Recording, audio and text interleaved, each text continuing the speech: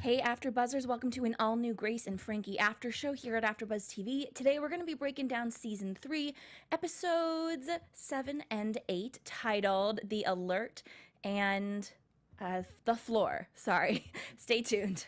You're tuning into the destination for TV superfan discussion, AfterBuzz TV.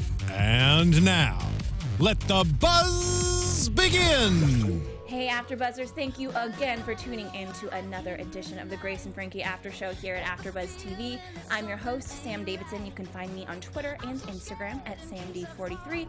Unfortunately, Shannon couldn't be here this week, but of course we have Calvin here. Yes. Where can everyone find you on social media, Calvin? Yes, you can find me anywhere, everywhere, all the places at Leon Calvin Mack. Awesome. You guys can find me, like I said, at SamD43. Sorry for the jumbled opening. My brain is a little bit not there today, but we're still going to have fun with this one. So let's talk about Episode 7, The Floor. Ooh. It was Episode 7. I keep on getting confused, you know? Yeah. Doing 2 every week, it kind of tosses me up. But what did you think about this one? It was amazing. They fall and they can't get up, and I was on the floor with them laughing the entire time. It was hilarious. It was one of my favorite episodes, I think, of the season. But we'll start off talking about Robert and Saul and Josh. His name's Josh, right? Or Joshua, the priest. The priest, yes. Yeah. So he comes over, and they are all kind of talking about God and death and heavy stuff. Yeah, heavy stuff because Robert, saw his mother. Yeah. And it really freaked him out, and it's just really, I really liked the conversations they were all talking about heaven and hell, that they thought, they could be going to hell for what they did. And we see, which I'll get into towards the end of the episode, especially Robert is more conscious of making good choices, I think, to save himself a seat up there, in heaven. I don't know, I kind of just felt like his perspective changed after this episode to kind of be a better person. Yeah, definitely. And I'm excited to get to that part because I did not enjoy that conversation. Not at all. Okay.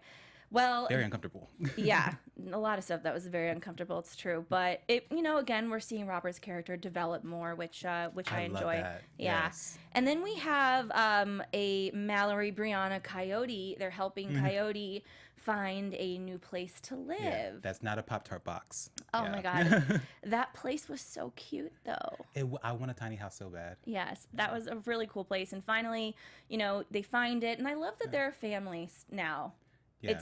I know that their parents were close before and all of that, but I feel like now they are truly treating each other like siblings. Yeah, it's adorable. I just want to point out the fact that Brianna told him while they visited the lot to buy the house that it smells like meth. Yes. And that she knows what meth smells like, in fact. So I she's the friend I wish I had in college. Yes. I love her. Or like the sister I wish I had, the older sister I wish I had. But yeah, it's really cute. And Bud and Coyote kind of, have a sad goodbye. Yeah. Bud is shocked that it happened so fast, but he still wants them to get out of there. Yeah. Filled with a little bit of grown man tears and pizza. Yes. Yeah. But I like that. I like that we see Coyote getting on his feet a little bit. Yeah, and it's about time. It's. I think that'll really jumpstart his, character progression as well. Mm-hmm. So. Exactly. And then, of course, we have the fall. And Grace and Frankie are preparing for an interview for their vibrator. And they're so excited about it. And then when Frankie falls, she can't get up, and somehow Grace is on the floor, too. It was great physical comedy. Really funny. The floor race was everything. I think I'm just going to do that, just at my leisure. When I get old, that's going to be so much fun. I'm going to floor race. I'm going to floor race my sister. I don't think it'll be so fun then. Yeah. I don't think it'll be so fun then. It's sad because, Grace even said, everyone says that I'm getting old, and I get this is the first time I ever felt old. And, it's scary. People, the older they get, they can hurt themselves. Things are much more, the chance of dying is so much greater, Yeah, but what I loved about it is that it had a really good message at the kind of wrap up of all of their, physical comedy back and forth and not being able to get up. Is that, even though your body may betray you and you're getting older, you may not be able to move like you used to. You still have that person inside of you that's vibrant. Just like the vibrator. And Vibrant.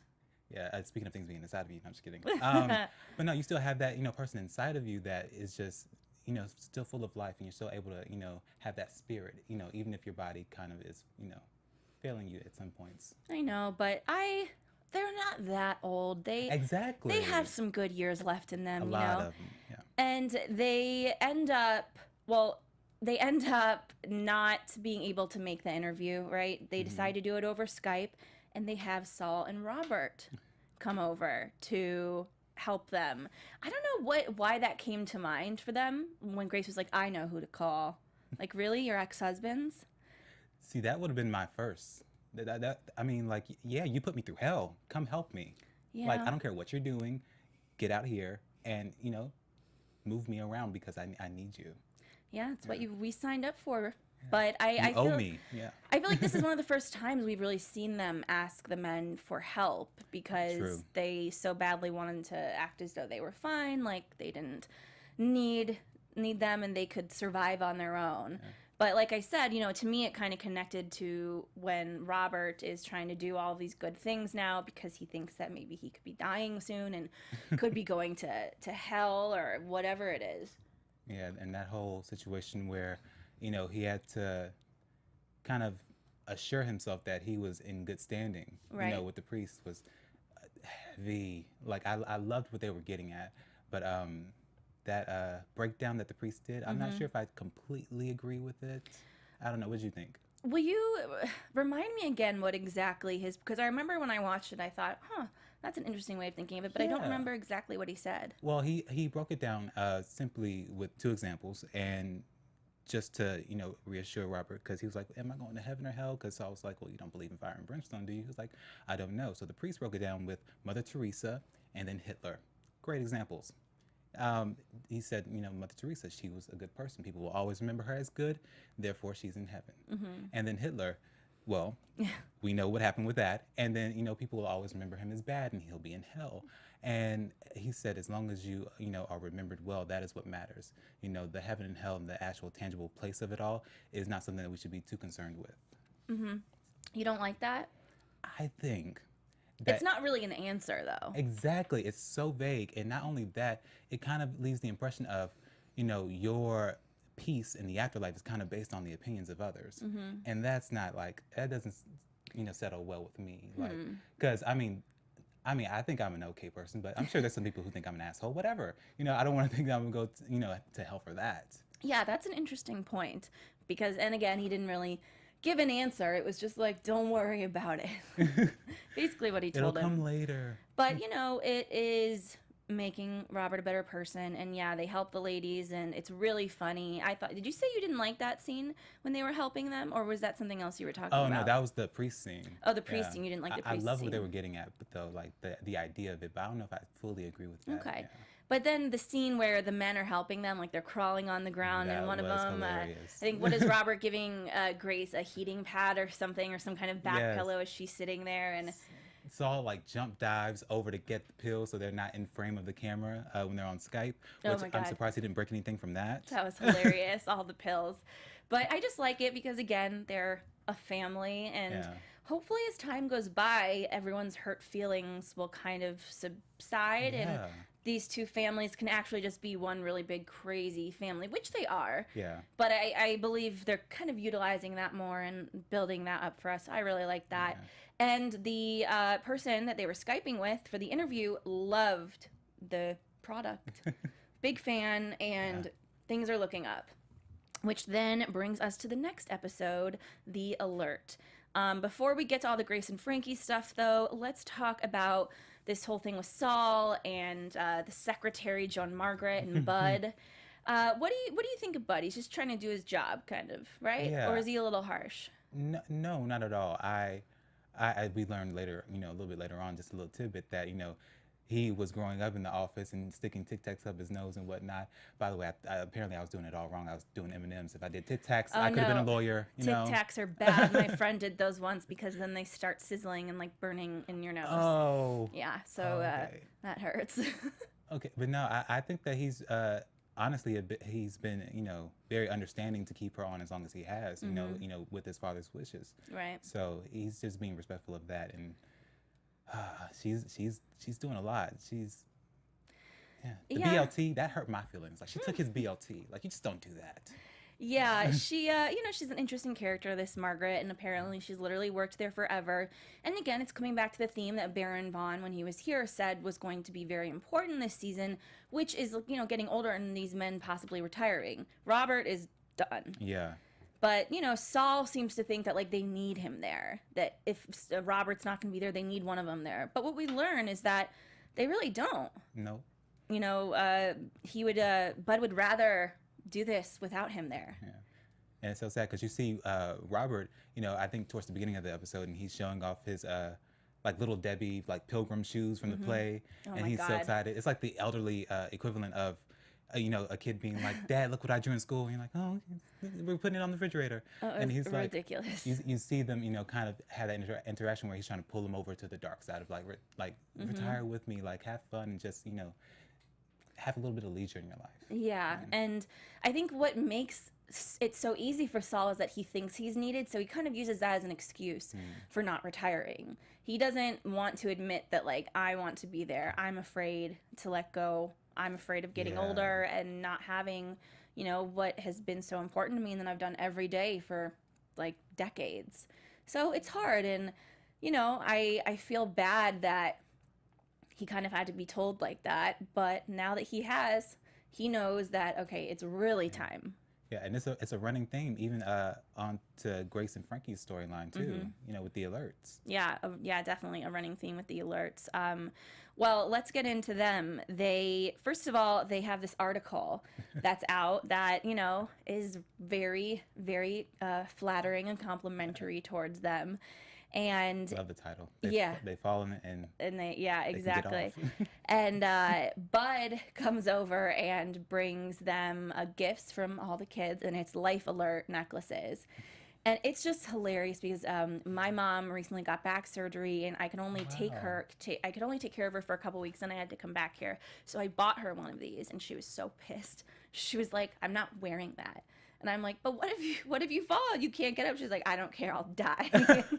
I'm not wearing one of those things. So I just thought it was hilarious that Bud gives them these necklaces, and Grace literally just breaks it.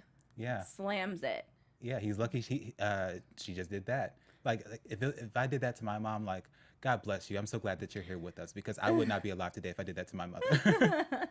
I was just trying to help.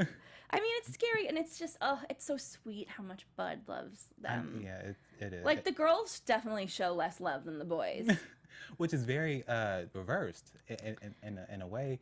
And it's so sweet that it's not just Frankie. He also includes Grace in it because, that's his family as well. And he asks her, why do you still wear those heels anyways? And, someone like Grace, don't take away her heels. You can take away a lot of other stuff, but you're not taking away the heels. Never. No, it was... I'd be mad if someone tried to take away my heels. I'll just put that out there. It was a lot of fun to kind of see this dynamic because, again, it's something that they know they probably need, but don't want to admit it. But career-wise, things seem to be going great for them. And they go to the big meeting to meet with Mimi, who is the head of this company, who loves the product and wants to produce them. And then they meet with a marketing team, and they make all of these mock-ups of advertising for the vibrator. And they age them down so much. And it's funny now because they don't want to be aged down. It's like they're picking and choosing what they like about getting old, True. I did not look at it like that. Yeah, I don't know. I mean, it's just funny that they made them look so much younger in these mock-ups, and it upset them. It's not what they did this for. This vibrator is meant for older women who still, have fashion. What do you think this is gonna? Oh, well, I guess you finished all of them. I mean, yeah, I was really bad. Yeah, this past weekend, I actually stopped myself. So I think I'm almost there as far as being even with the show. I've stopped. So. Oh, I'm so proud. I have no willpower at all. Yeah. Well, I will just say it looks like this company might not be the best fit. I'm nervous that they're gonna get screwed over. What do you think about this Mimi lady? Oh, Mimi's a badass. I like a love it. badass, Yeah. or she's bad? Well, no, she's badass in the sense of that she's one of those shark type business people that she will do whatever it takes to kind of you know make sure that they succeed in a way, and even if that means photoshopping them to Timbuktu and back. So she's just win at all costs, and that's how Grace used to be. So you can see how kind of they parallel in a sense. But now that she has the addition of Frankie in her life, she has more of a moral compass, and I love seeing that come into play. And kind of like any other time, Grace would have aligned herself with that kind of personality like Mimi has, but now she's kind of she's not so sure about it. Yeah.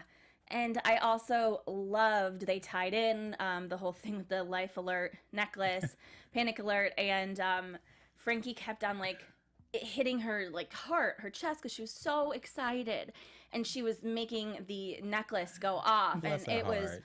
oh God, that was so funny. And what she called him? Yeah, Hiroshima. What was Something it? like that. Yeah, I don't Yeah. know. It's there on a first name basis. God, it just made me laugh, and they're like, the ambulance is on its way. And everyone, is thinking like, what is that? No one knew what it was. And it was just great comedy. And again, how Jane Fonda was playing off of Lily Tomlin, being like, Yes. stop it. You're calling that's the necklace, because Frankie didn't know what was going on, and it was Grace that was telling her like she's alerting the necklace that she's in need of help. So it was just really funny, and it was like a great play on that scene, because they were like trying to make them younger, and they clearly aren't. Exactly. Yeah. And then lastly, we have Brianna and Mallory and the gigolo, whose name I unfortunately did not get. I don't even know if they've said his name. Yeah, I feel like it's like something plain like John. Or something Yeah, like it's that. probably like- not even his real name. But yeah, Brianna and Mallory are out again, and they at dinner, and they see the gigolo, and it's super awkward. And Mallory she's just trying to live vicariously through her sister. It's really, really cute. What did you think about this scene? It was cringeworthy from beginning to end. Like I felt for Brianna so bad because at some point, I believe it was a little bit earlier in the episode, that she was getting her services met and completed, and she was actually short on money, and he was like, just give me next time. She was like, oh, am I in your phone as Blondie? Like what's my name in your phone? Like Brianna 3. Brianna 3. Ouch. And her face, like Brianna's like a little bit more colder Yeah. than I guess the rest of the characters, as far as the siblings go. And you would think she would be all about that no strings life, but you get a little peek into who she is, right there. I don't think she liked that too much, and seeing her at the restaurant even further propelled that kind of feeling of like, this is not good. It's Yeah. not going to end well. And what was so interesting too was when Brianna and the gigolo spoke outside, what he told her, who he was there with. She's like, I bet I could spring for dinner. How sad. And he said that, the person isn't paying, that it's his wife. And like, she knows everything that he does. This is his job. And it was just so uncomfortable, especially when the wife walked out and she just gave Brianna a really short glance, as though Yeah. like, I'm disgusted by you. But it's her husband that's doing it too. Yeah, and my mouth was on the floor the entire time. As soon as he said wife, I'm like, oh, that's an interesting choice. Yeah. But a job's a job, so no judgment. Okay. We all need a coin, I guess. I don't know. Maybe you know more about this than you're letting on, Calvin.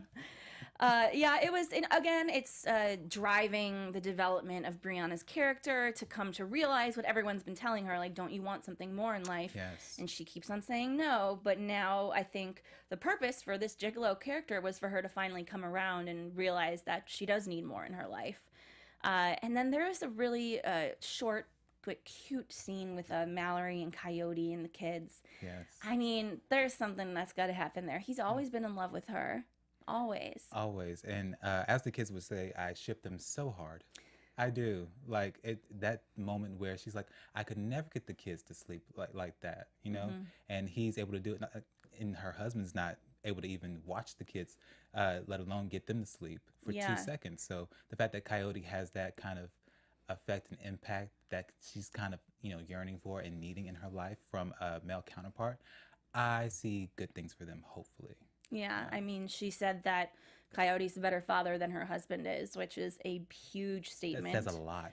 Yeah, and it's just funny because I feel like Brianna isn't picking up on what's going on between those two, but it seems so obvious to me. Like, she's letting him basically live at her house and taking care of the kids. I feel like it's so obvious, and maybe it's one of those things when you're so close to people that you can't see what's right in front of you. But I feel like as an audience too, especially knowing that Coyote used to have this history with her, which I still don't exactly understand. Yeah, they again very vague with that. Like he got drunk and like ruined something and told her that he loved her in front of everyone, and it might have been at her wedding or something. I actually don't remember. I could be making that up. It's a long time ago, season 1. So if anyone watching remembers why they have this big rift, definitely comment or tweet us. That sounds good. Sounds like a good episode of Jerry Springer. Yes. I'd watch that. Yeah, it's like, wait, are we siblings? Are we not? What?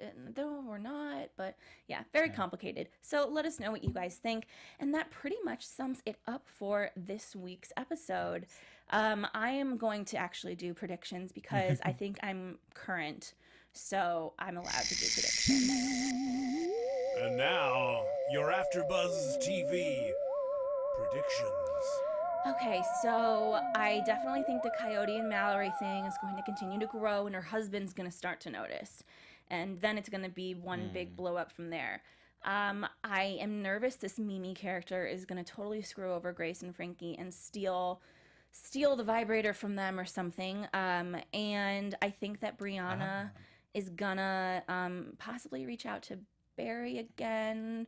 Maybe she's gonna try to find someone to really care about. And yeah, now that Saul is retired, there's gonna be a lot more story, I think, with him and Robert's life now as retired gay married men. Yeah, it's so interesting that you said that about Mimi, because I remember at the end of the episode they decided to not settle with Mimi and to do the deal, and they said they're going to be successful as they can on their own, and they actually did kind of have like a peak of success at the end of the episode. Right. You found out a bunch of were ordered. But now that you said that, I could totally see Mimi like backstabbing the mess out of them. Like that.